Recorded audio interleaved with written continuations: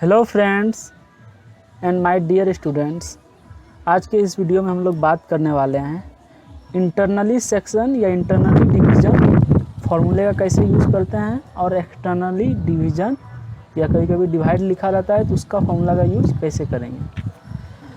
तो यहाँ पर एक पॉइंट ऐड करना चाहूँगा कि अगर मान लेते हैं कोई लाइन दिया हुआ है और उसके इंटरनली डिवीज़न दिया हुआ है 3:2, तो इस 3:2 को हम लोग इस पॉइंट P जो इंटरनल में है इसे हम लोग एक्सटर्नल में ला सकते हैं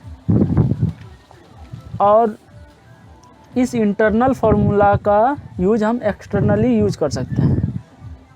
उसी तरह इस पॉइंट को हम एक्सटर्नल इधर भी ला सकते हैं, इधर भी ला सकते हैं। यानी आप यहाँ पर एक सोच कर बहुत ये अचंभित होंगे, क्या ये पॉइंट कैसे इंटरनल है तो कैसे एक्सटर्नल में बदल जाता है, ये इस साइड में बदल जाएगा। इसको जब मैं इंटरनल अभी यहाँ पर है, इसका जब कोऑर्डिनेट निकालेंगे तो ये इंटरनल फार्मूला की मदद से निकलेगा। जब हम इसको एक्सटर्नली निकालेंगे, यानी जब ये एक्सटर्नल इसी चीज़ को जब एक्सटर्नली भी निकालेंगे तो इसका भी आंसर यही आएगा जो कोऑर्डिनेट यहाँ इंटरनल आ रहा है, लेकिन ये एक्सटर्नल में बदल गया है, ये भी मेरा एक्सटर्नल में बदल गया है, तो फिर भी आंसर क्यों सेम आएगा, उन सभी चीज़ों का आज हम लोग डिस्कस करेंगे कि एक्सटर्नल होने के बावजूद भी आंसर सेम क्यों होगा और इसको इंटरनल क्यों कहेंगे और इसको एक्सटर्नल क्यों कहेंगे, ये चीज़ भी सीखेंगे। उसी तरह अगर आपका एक्सटर्नली डिवीज़न या एक्सटर्नली डिवाइड ऐसा कुछ सेंटेंस में लिखा हुआ है कि मान लेते हैं P पॉइंट ए बी को एक्सटर्नली 3:2 में डिवाइड कर रहा है, तो इस P पॉइंट को हम लोग इंटरनल में भी ला सकते हैं, यानी इंटरनली डिवीज़न में भी ला सकते हैं। इसी P पॉइंट को यहाँ से रख सकते हैं। तो इस केस में भी जो यहाँ P कोऑर्डिनेट जो एक्सटर्नल में आंसर आने वाला था, इंटरनल के केस में भी वही आंसर आएगा और इस P पॉइंट को हम लोग इधर भी ला सकते हैं। तो आंसर में इस P कोऑर्डिनेट जो आएगा वही आंसर आएगा, इसका भी वही कोऑर्डिनेट आएगा, इसका भी वही कोऑर्डिनेट आएगा। लेकिन आप लोग सोच रहे होंगे कि सभी का तो P का पोजीशन बदल गया है, तब तो आंसर अलग अलग आना चाहिए, लेकिन ऐसा नहीं होगा। क्यों? क्योंकि हम इस P पॉइंट को शिफ्ट कर रहे हैं इंटरनल में, तो जो रेशियो अभी पॉजिटिव में दिख रहा है एक्सटर्नली का, जैसे ही हम लोग शिफ्ट करेंगे तो वो निगेटिव में चेंज हो जाता है। उसी तरह यहाँ इंटरनल में है, तो जैसे ही हम लोग इसे एक्सटर्नल में बदलेंगे तो ये अभी रेशियो पॉजिटिव में 3:2, तो ये निगेटिव में आ जाएगा। इसे मैं डिटेल्स में बताऊंगा, उसके पहले मैं थोड़ा थोड़ा करके आपको बताता हूँ एक्सटर्नली और इंटरनली का पूरा नॉलेज।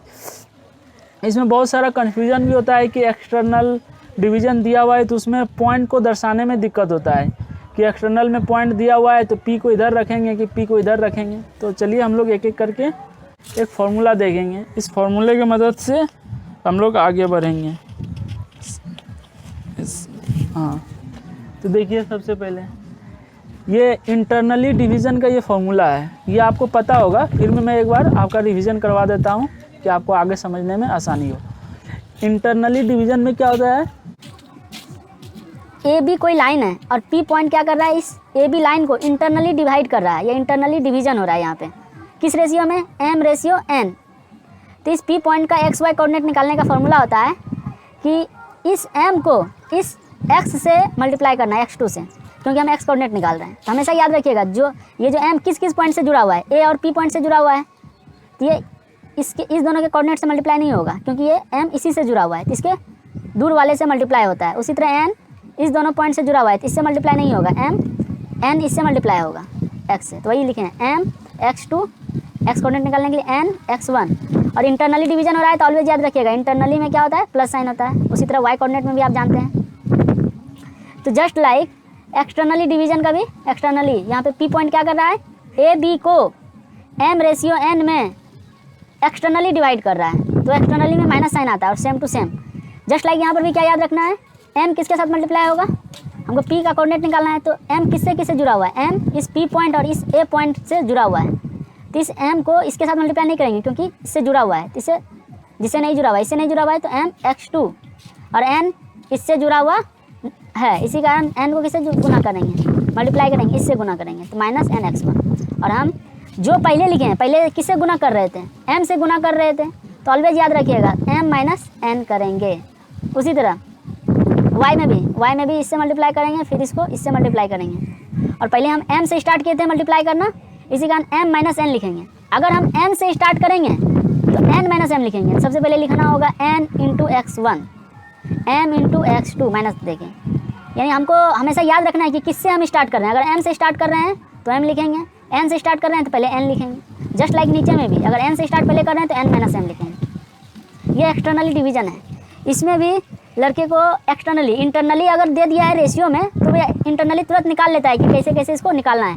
लेकिन अगर एक्सटर्नली दिया रहता है तो एक्सटर्नली डिवीजन में लड़के को बहुत सारा कन्फ्यूजन रहता है कि एक्सटर्नली कैसे निकालेंगे।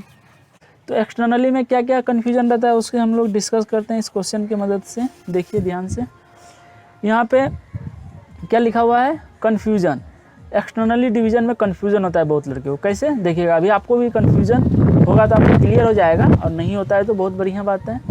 लेकिन इस वीडियो में देखिए आपको क्या पता चलेगा। Point P externally divides AB into 2:3, यानी जो P पॉइंट है वो AB को क्या कर रहा है, 2:3 में डिवाइड कर रहा है। तो यहाँ पे एक वर्ड लिखा हुआ है एक्सटर्नली, तो आपको पता है कि P पॉइंट इसके इंटरनल में नहीं हो सकता, इसके एक्सटर्नल में होगा। तो आप क्या बता सकते हैं कि P पॉइंट किधर होगा। कोई लड़का सोचेगा P पॉइंट एक्सटर्नल है तो इसके बाहर में कहीं होगा, इंटरनल में तो होगा नहीं, P पॉइंट यहाँ होगा। कोई दूसरा लड़का होगा जो समझ रहा होगा कि नहीं इधर नहीं होगा, इधर होगा। आप इस वीडियो को पॉज करें और आप सोच कर अपने मन में सोचिए कि P पॉइंट किधर होना चाहिए। मैं तो बता ही दूंगा, लेकिन यही लड़के को सबसे ज़्यादा कन्फ्यूजन रहता है कि एक्सटर्नली डिवाइड हो रहा है तो P पॉइंट किधर होगा, इधर होगा या इधर होगा। तो इसका सिंपल सा लॉजिक है, इसका आंसर ये नहीं होगा। इसका आंसर कौन सा होने वाला, ये गलत है, ये सही है। अब ऐसा क्यों, इसका सिंपल सा लॉजिक है। और ये चीज़ तो हम आंसर बता दिए, लेकिन यहाँ पर सबसे पहले इस सेंटेंस को भी पढ़ने आना चाहिए। क्या लिखा हुआ है, P point externally divide AB into 2:3। P point क्या कर रहा है, AB को एक्सटर्नली डिवाइड कर रहा है। इसका क्या मतलब है, इस चीज़ को हम लोग लिखेंगे कैसे, इस रेशियो को। इसका कहने का मतलब है P डिवाइड कर रहा है, पहले क्या आ रहा है A, तब आ रहा है B, यानी P डिवाइड कर रहा है A तक का दूरी को और फिर डिवाइड कर रहा है B तक का दूरी को। कितना रेशियो में, 2:3 में। यानी इसका मतलब है कि हमें A से P पॉइंट का दूरी, पहले A आया है तो AP लिखेंगे, फिर B आया है तो हम क्या लिखेंगे, BP लिखेंगे। इज इक्वल टू दिया हुआ है 2:3। इसका यही मतलब है, जो पॉइंट पहले आता है उसको पहले उस पॉइंट से दूरी निकालते हैं। 2:3 दिया हुआ है। यानी अब रेशियो में देखिए, ऊपर कम है नीचे ज़्यादा है, यानी इसका मतलब है कि AP का डिस्टेंस कम होगा और BP का डिस्टेंस ज़्यादा होगा। इसी कारण इस P पॉइंट को A के इधर होना पड़ेगा, क्योंकि A के नज़दीक होना पड़ेगा। A का डिस्टेंस P से 2 ही है, इसी कारण हम लोग क्या लिखेंगे, AP इधर होगा। और देखिए BP का डिस्टेंस यहाँ से इतना बड़ा है, ये डिस्टेंस कितना हो गया मेरा, 3 हो गया, और ये डिस्टेंस कितना हो गया मेरा, 2 हो गया। तो यहाँ से इस सेंटेंस को इस पिक्चर में भी बनाने आना चाहिए। अब यहाँ पे देखिए AP मेरा कितना आ रहा है, 2 आ रहा है, और BP मेरा कितना आ रहा है, 3 आ रहा है। रफ आप कर सकते हैं, रफ इस तरह भी बना के इसका आंसर ला सकते हैं, लेकिन अगर आपको एग्जैक्ट बनाना है तो एग्जैक्ट फिगर चाहिए कि P पॉइंट का लोकेशन किधर होगा, तो A पॉइंट के इधर होगा। आंसर इससे भी आ जाएगा, लेकिन कंसेप्ट वाइज चले तो ये सही है हम लोगों का। ठीक है, अब इसमें आप एक्सटर्नली डिवीज़न का फॉर्मूला लगा सकते हैं और उससे तुरंत निकाल सकते हैं। आई होप आप निकाल लेंगे। मैं इस वीडियो में बस क्लियर करने वाला हूँ कि क्या क्या कन्फ्यूज़न होता है। तो अगर मैं इसको निकाल के भी आपको दिखा देता हूँ, इस तो सबसे पहले क्या करेंगे, P पॉइंट का कोऑर्डिनेट निकालना है। तो ये देखिए, ये किससे जुड़ा हुआ है, आप इसमें 2 रेशियो है, 3 रेशियो है और 2 रेशियो है। तो आपको हमेशा याद रखना है कि इस दोनों में कौन सा पहले लेना चाहते हैं आप। मान लेते हैं मैं 3 लेना चाहता हूँ, तो 3 किससे जुड़ा हुआ है, P पॉइंट और B पॉइंट से। तो 3 को इस दोनों से किसी से मल्टीप्लाई नहीं करना है, सबसे पहले इधर वाले से मल्टीप्लाई करना है, दूर जो इस दोनों पॉइंट को नहीं जोड़ रहा है, A पॉइंट से मल्टीप्लाई करना है। तो 3 एक्स कोऑर्डिनेट निकालना है, तो 3 × 1 हो जाएगा। उसी तरह 2 को P और A से मैच कर रहा है, इस दोनों से ये जोड़ रहा है 2, तो A पॉइंट से मल्टीप्लाई नहीं करना है, जिससे नहीं जुड़ा हुआ है उससे मल्टीप्लाई करना है। किससे नहीं जुड़ा हुआ है, B पॉइंट से नहीं जुड़ा है, तो B से मल्टीप्लाई करेंगे। और इसमें एक्सटर्नली है तो एक्सटर्नली में क्या हो जाता है minus sign, 2 into x coordinate क्या है 3 अपॉन, पहले क्या लिखे हैं 2 से हम स्टार्ट किए थे, सॉरी हम 3 से स्टार्ट किए थे तो 3 में पहले माइनस करेंगे, 3 में कितना माइनस करेंगे 2, जिससे स्टार्ट करते हैं उसको पहले हमेशा लिखना पड़ता है इधर। फिर 3 से वही y कोऑर्डिनेट निकालने के लिए 3 से किसको मल्टीप्लाई करेंगे इसको, क्योंकि ये 3 इस दोनों पॉइंट से जुड़ा हुआ है तो 3 इंटू क्या करेंगे 2 करेंगे, तो 3 इंटू 2 हो गया। और फिर इस 2 को इस दोनों से जुड़ा हुआ है तो हम इस वाले से मल्टीप्लाई करेंगे, -2 इंटू 4। पहले किस रेशियो को लिए थे 3 रेशियो को लिए थे, इसी का 3 - 2 लिखेंगे। आप क्या कर सकते हैं, आप 2 लेकर भी बना सकते हैं और बाद में 3 ले सकते हैं, आपका मर्जी आप कैसे ले सकते हैं। हमेशा याद रखिएगा जिसको लेंगे उस रेशियो का उस दोनों पॉइंट से मल्टीप्लाई नहीं होगा, इस पॉइंट से मल्टीप्लाई होगा। ठीक है, इसको सॉल्व करेंगे 3 - 6 तो ऊपर में -3 आ जाएगा, नीचे में 1, ऊपर कितना हो गया 6 - 8 -2 अपॉन 1, यानी इसका क्या आंसर आ गया -3 - 2। आई होप ये क्लियर हुआ होगा। इसके बाद भी लड़के को बहुत सारा कन्फ्यूजन रहता है, वो मैं बताता हूँ और क्या रहता है। या इस तरह का क्वेश्चन आता है तो इस तरह का कन्फ्यूजन क्रिएट हो जाता है। देखिए क्वेश्चन में कभी कभी पूछा जाता है कि when we have to find, जब हम लोगों को पता करना रहता है क्या, to find point P in which ratio, जो पॉइंट P है वह किस रेशियो में डिवाइड करता है AB को।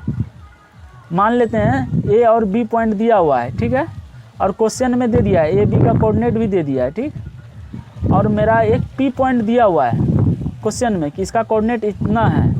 तो ये बोल रहा है क्वेश्चन क्या ये इस रेशियो AB को किस रेशियो में डिवाइड करता है। यहाँ पर भी लड़के को कन्फ्यूज़न होता है। यहाँ पर भी क्वेश्चन पूछने का 2 तरीका हो सकता है, क्वेश्चन को आसान भी बनाया जा सकता है, नहीं भी आसान बनाया जा सकता है। क्वेश्चन को आसान कैसे बनाया जा सकता है, अगर आप 10th लेवल में, 10th में भी ये चीज़ पढ़ाया जाता है, अगर 10th लेवल में है तो 10th लेवल में इस तरह का चीज़ पढ़ाया जाता है, गिवन इन क्वेश्चन में दे दिया जाता है। लेकिन अगर आप 11th या 12th में चले गए हैं तो वहाँ पर नॉट गिवन वाला सेंटेंस आएगा। इसका क्या मतलब है, गिवन का मतलब है क्वेश्चन में क्लियरली से इट इज़ इंटरनल और एक्सटर्नल बाय डिवीज़न, यानी क्वेश्चन में कहा दिया जाता है कि ये जो P पॉइंट है AB को इंटरनली डिवाइड कर रहा है या एक्सटर्नली डिवाइड कर रहा है। तो इसे हम लोग आसानी से पता कर लेते हैं कि इंटरनली कर रहा है तो अंदर में P पॉइंट को दर्शा देंगे अकॉर्डिंग टू 10th क्लास। लेकिन अगर कहेगा एक्सटर्नली डिवाइड कर रहा है तो हम एक्सटर्नली लिख देंगे। अब लेकिन फिर एक्सटर्नली में दिक्कत हो जाता है, इधर की इधर, और फिर वो जो आंसर आएगा उस रेशियो के मदद से हेल्प लेना पड़ता है कि ये पॉइंट इधर होगा कि इधर होगा, जो अभी तुरंत बताया आपको। लेकिन इतना ज़्यादा समझिए कि अगर आपको कह दिया इंटरनली या एक्सटर्नली तो आपको ज़्यादा दिक्कत नहीं लेना है, ये तो आंसर आ जाना है 100%, क्योंकि इंटरनली कह दिया तो इंटरनली का फॉर्मूला लगा देंगे, एक्सटर्नली कह दिया एक्सटर्नली का फॉर्मूला लगा देंगे, और वहाँ पे M रेशियो N मान लेंगे कि किस रेशियो में ये डिवाइड कर रहा है, इंटरनली या एक्सटर्नली। तो यहाँ से हम लोग आसानी से रेशियो फाइंड आउट कर लेते हैं। लेकिन कभी कभी क्वेश्चन में नहीं दिया रहता है only say it divides, question में सिर्फ दिया रहता है कि ये डिवाइड कर रहा है AB को, लेकिन ये नहीं बोल रहा है कि इंटरनली कर रहा है कि एक्सटर्नली कर रहा है। इसमें लड़के को कन्फ्यूजन हो जाता है कि हम इंटरनली माने कि एक्सटर्नली माने, तो इसमें बहुत बड़ा कन्फ्यूजन होता है और लड़का इसमें बहुत ज़्यादा फंसता भी है। तो इसको देखिए ध्यान से मैं बताता हूँ। देखिए तो यहाँ पे देखिए आपको लिखे हैं, अगर आपको इसमें भी रेशियो फाइंड आउट करना है, इसमें आप क्या कर सकते हैं, आप अपने मन से मान सकते हैं कि आपको अगर इंटरनली मानना है तो इंटरनली मान लीजिए। अगर आपको नहीं दिया हुआ है कि AB को किस रेशियो में डिवाइड कर रहा है, अगर नहीं दिया हुआ है तो आपके मन पर है कि आप इंटरनली भी मान सकते हैं एक्सटर्नली भी मान सकते हैं। मान लेते हैं हम इंटरनली माने तो इंटरनली माने, और मान लेते हैं कोई लड़का क्या माना एक्सटर्नली, कोई एक ही आंसर होगा, या तो इंटरनली आंसर होगा या तो एक्सटर्नली आंसर होगा, दोनों आंसर नहीं हो सकता। लेकिन अब लड़का कुछ भी हो सकता है, उसके मन पर निर्भर करता है कि वह क्या मान सकता है, इंटरनली भी मान सकता है एक्सटर्नली भी मान सकता है। ये डॉटेड लाइन है।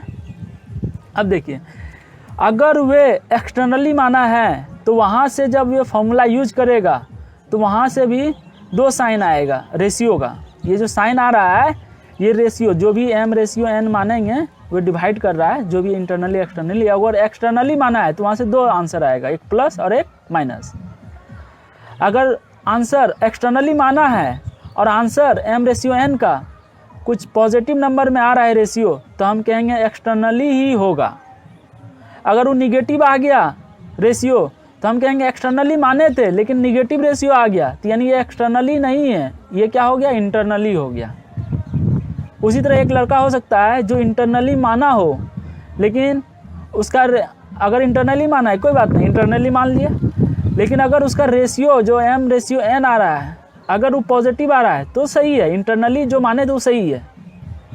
लेकिन बाय चांस अगर उसका answer m ratio n negative आ गया तो उसका इंटरनली मानना गलत हो गया, क्योंकि निगेटिव मतलब ये इंटरनली नहीं है। इसका मतलब इस निगेटिव को पॉजिटिव करना है तो इस इंटरनली को एक्सटर्नली में बदलना होगा। ठीक है, आई होप ये समझ में आया होगा। चलिए इसको मैं एक एग्जांपल के थ्रू आपको समझाता हूँ।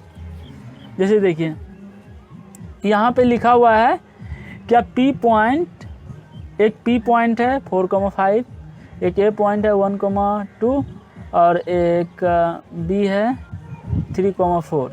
ये कह रहा है in which ratio P divides AB।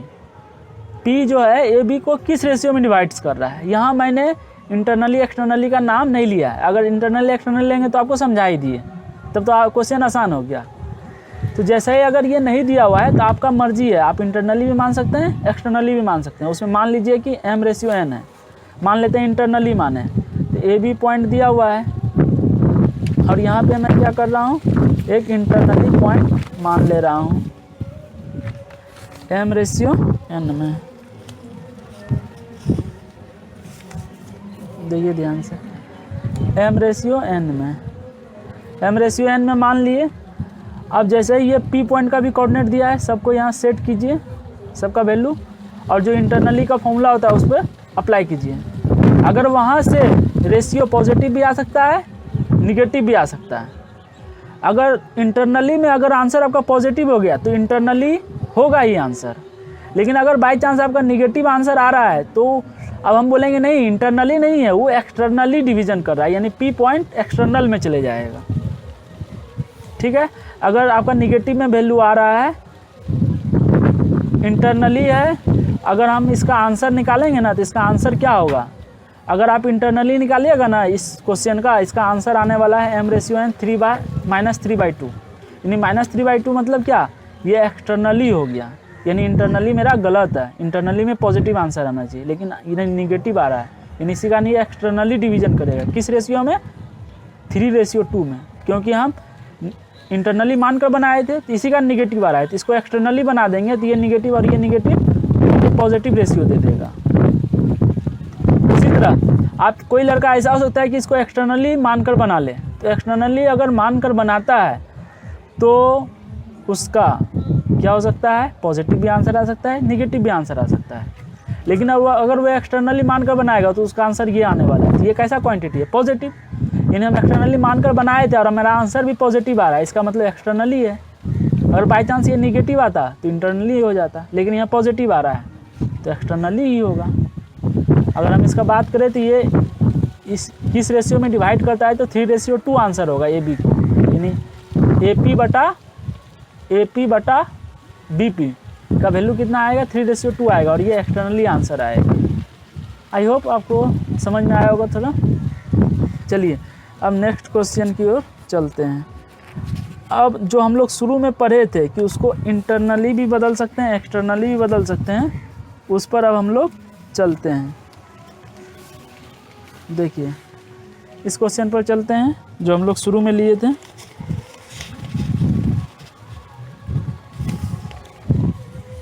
देखिए ध्यान से, अब इस पर चलते हैं। हाउ टू चेंज, अगर मान लेते हैं आपको इंटरनली दिया हुआ है तो आप इसको एक्सटर्नली में भी बदल के बना सकते हैं। कैसे बना सकते हैं, देखिए हम क्या कर रहे हैं, इस P पॉइंट को पकड़ के इसको धीरे धीरे इधर स्लोली इसको घसका रहे हैं और इधर ला दिए। तो हम एक्चुअल में किए क्या, इस P पॉइंट को एक्सटेंड करते हुए पकड़ के इधर ला दिए। तो देखिए ये जो P पॉइंट है अभी A के किस साइड में है, राइट साइड में है, और ये B पॉइंट के लेफ्ट साइड में है। लेकिन जैसा ही हम इस P को धीरे धीरे धीरे धीरे धीरे धीरे घसका के इधर लेते आएंगे तो ये जो P पॉइंट है ये B के राइट साइड में हो जाएगा और A के राइट साइड में, यानी A के पहले ही राइट साइड में था लेकिन B के लेफ्ट साइड में था, अब ये B के राइट साइड में आ गया। तो यानी इस B के रेस्पेक्ट में इसका डायरेक्शन चेंज हो गया है, पहले डायरेक्शन इधर था अब डायरेक्शन इधर हो गया। तो इंटरनली में ये बहुत ज़्यादा ध्यान रखना पड़ता है कि मतलब जब भी ये सब फॉर्मूला यूज होता है तो इसमें ध्यान रखना पड़ता है कि इस इंटरनली को जब एक्सटर्नली में बदल रहे हैं तो किस डायरेक्शन में बदल रहे हैं, ये बहुत मायने रखता है। तो ये P के अभी लेफ्ट डायरेक्शन में था, ये किस में कन्वर्ट हो गया, राइट डायरेक्शन में कन्वर्ट हो गया। तो और ये पहले भी राइट डायरेक्शन में था और अभी भी राइट डायरेक्शन में ही है, तो अभी भी ये रेशियो कितना होगा, 3 ही होगा। लेकिन ये पहले यहाँ से यहाँ 2 रेशियो में था, इसका 2 यूनिट था, तो अब ये इधर आ गया तो इसको हम क्या लिखेंगे, -2 यूनिट। समझ गए ना आप, यानी ये डायरेक्शन में जस्ट लाइक यहाँ पर भी आप क्या कीजिएगा, P पॉइंट यहाँ था, इसको हम इधर ला दिए तो A से पहले इधर था अब इधर आ गया, तो A से कितना दूरी था, -3, तो सॉरी 3 था, -3 लिख देंगे। और P से कितना दूरी था, पहले P से दूरी था 2, तो यहाँ पे 2 लिख देंगे। समझे ना। अब इसका मैं आपको करके बताता हूँ। अभी जो आंसर आएगा इसका आंसर कितना आने वाला है, 11/5 और 16/5 इंटरनली। अगर आप एक्सटर्नली भी फॉर्मूला लगाइएगा तो यही सेम आंसर आएगा, इसका भी आंसर सेम आएगा, लेकिन इसमें एक्सटर्नली लगाइएगा। तो हम कर क्या रहे हैं, इंटरनल को ही एक्सटर्नल में बदल रहे हैं, लेकिन यहाँ पे रेशियो बदल जा रहा है। यहाँ रेशियो क्या हो रहा है, 3/-2 रेशियो, यानी हम कह सकते हैं -3/2 रेशियो, माइनस को ऊपर भेज देंगे। तो रेशियो निगेटिव हो रहा है तो आना भी चाहिए, क्योंकि हम इंटरनल को एक्सटर्नल में बदल रहे हैं, इसी कारण रेशियो निगेटिव में आ रहा है। एक्चुअल में अगर एक्सटर्नल आ गया, अगर आपका रेशियो निगेटिव में है तो एक्चुअल में ये इंटरनल पॉइंट है। आई होप आप समझ रहे होंगे। मैं आपको इसका निकाल के भी बता देता हूँ कैसे होता है। अब देखिए जस्ट लाइक यहाँ पर भी आप ये, तो एक्सटर्नली में भी हम लोग क्या करेंगे, जैसे ये P पॉइंट अभी एक्सटर्नल में दिया है तो इसको हम लोग इंटरनल में ला सकते हैं। तो इंटरनल में लाने के लिए क्या करेंगे, इसको यहाँ से पकड़ेंगे और धीरे धीरे धीरे धीरे धीरे धीरे इसको पकड़ के यहाँ ला देंगे। यानी इस पॉइंट का पोजीशन नहीं बदल रहे हैं, पोजीशन वही है, लेकिन इसको हम शिफ्ट कर रहे हैं यहाँ पे। उसी तरह हम इसको शिफ्ट यहाँ पर भी कर सकते हैं। तो ये एक्सटर्नल था और ये एक्सटर्नल इंटरनल में बदल गया, और ये एक्सटर्नल में ही बदल गया लेकिन दूसरे साइड में बदल गया। तो तीनों स्थिति में इसका कोऑर्डिनेट सेम आने वाला है, लेकिन यहाँ पे हम एक्सटर्नल फार्मूला का यूज करेंगे, यहाँ पे हम इंटरनल फार्मूला का यूज करेंगे, फिर यहाँ पे एक्सटर्नल फार्मूला का यूज करेंगे। लेकिन ये इंटरनल में बदल गया तो फिर वैल्यू सेम कैसे देगा, इसके पीछे लॉजिक तो आपको बता दिए कि ये B के अभी किधर है, इधर है, राइट साइड में है। तो जैसे इस P को शिफ्ट करेंगे इधर, तो ये A के राइट साइड में अभी भी था और अभी भी रहेगा, लेकिन B के ये लेफ्ट साइड में आ जाएगा। तो B से कितना दूरी था, इसका 2 डिस्टेंस था, 2 यूनिट था, तो ये कितना हो जाएगा, -2 यूनिट हो जाएगा। यानी B से अब ये इधर आ गया, और ये A से किधर आ गया, पहले भी P इधर ही था, 3 था, और A से अभी भी ये इधर है तो ये 3 हो जाएगा। समझ गए। उसी तरह इस P पॉइंट को हम लोग क्या कर सकते हैं, इस P पॉइंट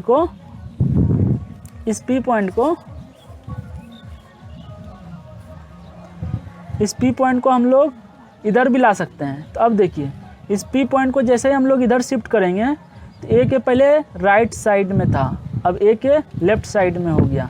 तो A से डिस्टेंस कितना था, 3 था, ये डिस्टेंस हो जाएगा -3, और B से कितना डिस्टेंस था, 2 डिस्टेंस था, लेकिन राइट साइड में था, अब ये लेफ्ट साइड में हो गया, तब ये डिस्टेंस कितना हो जाएगा, -2। तो ये इस तरह का काम होता है। जैसे आप फिजिक्स में पढ़ते हैं ना, फ्रेम ऑफ रेफरेंस, अगर फ्रेम ऑफ रेफरेंस चेंज हो जाता है तो उसका बहुत सारा गुण चेंज हो जाता है। इस फ्रेम में अगर ऐसा काम हो रहा है तो दूसरे फ्रेम के रिस्पेक्ट में अगर वो एक्सेलरेटेड है तो दूसरा काम होता है। तो जस्ट लाइक यहाँ पे हम जैसे ही इसको किसी पॉइंट के रेस्पेक्ट में चेंज करते हैं तो उसके में बिहेवियर चेंज हो जाता है पॉजिटिव और निगेटिव डायरेक्शन के अनुसार। आपको ये विश्वास नहीं होता है तो यहाँ पे आपको दिखा देते हैं, बना के भी दिखाएं, रखे हुए हैं। तो आपको यहाँ पर आपको पता चल जाएगा। मैं इंटरनली सिर्फ बताऊंगा, एक्सटर्नली जस्ट लाइक आप उसी तरह कर सकते हैं जैसे इंटरनली करेंगे हम लोग। देखिए ध्यान से, इंटरनली डिवीज़न में हम शुरू में दे ही दिए थे, ये 3:2 में क्या कर रहा है, इसको डिवाइड कर रहा है 3:2 में। तो इंटरनली का फॉर्मूला लगा देंगे, 3 इंटू यहाँ का लेना है तो इससे मल्टीप्लाई करेंगे, यहाँ का लेना है तो इससे मल्टीप्लाई करेंगे। इसके अनुसार कितना आ रहा है फॉर्मूला से, इतना आ रहा है। लेकिन इसी चीज़ को जब इधर शिफ्ट कर दिए तो ये डिस्टेंस हो गया 3 और इससे डिस्टेंस हो गया -2, तब ये एक्सटर्नल में चले गया। एक्सटर्नल में एक्सटर्नल का फॉर्मूला यूज करेंगे। तो एक्सटर्नल में किसका फॉर्मूला यूज करेंगे, पहले हम मान लेते हैं इसको पकड़ रहे हैं तो इतना, ये इस दोनों पॉइंट को टच कर रहा है तो इसको इससे मल्टीप्लाई करेंगे एक्स में, और इस चीज़ को -2 हो गया क्योंकि ये इधर घसक गया, तो अब इसको ये इस दोनों पॉइंट को टच कर रहा है -2, तो इससे हम लोग क्या करेंगे, किधर किससे मल्टीप्लाई करेंगे, इस 1 से मल्टीप्लाई करेंगे। और फिर एक्सटर्नल है तो जो शुरू में लिए थे उतना माइनस इतना करेंगे। इसका भी आंसर क्या आ रहा है, इतना आ रहा है। ठीक है, तो जस्ट लाइक आप इधर भी शिफ्ट कर दीजिएगा। अगर पी पॉइंट को इधर शिफ्ट कर दे रहे हैं तो एक के पहले राइट साइड में था, अब एक के लेफ्ट साइड में हो गया तो -3 हो गया। समझ गए कि नहीं, समझ गए। अब उसी तरह यहाँ फॉर्मूला यूज कर सकते हैं। बहुत हवा चल रहा है इसमें, ये समझ गए होंगे आप। अब जस्ट लाइक आप यहाँ पर भी जस्ट लाइक एक्सटर्नली का भी आप यहाँ से सारा निकाल सकते हैं। इसका शायद आंसर आएगा, आपका आंसर देख लीजिए कितना आएगा, लेकिन तीनों का आंसर सेम आएगा। इसमें एक्सटर्नल फॉर्मूला यूज कीजिए, इसमें इंटरनल और इसमें भी एक्सटर्नल, तीनों का सेम आंसर आएगा। आई होप आपको कुछ समझ में आया होगा, कुछ नॉलेज मिला होगा। मिलते हैं नेक्स्ट वीडियो में। Thank you for watching.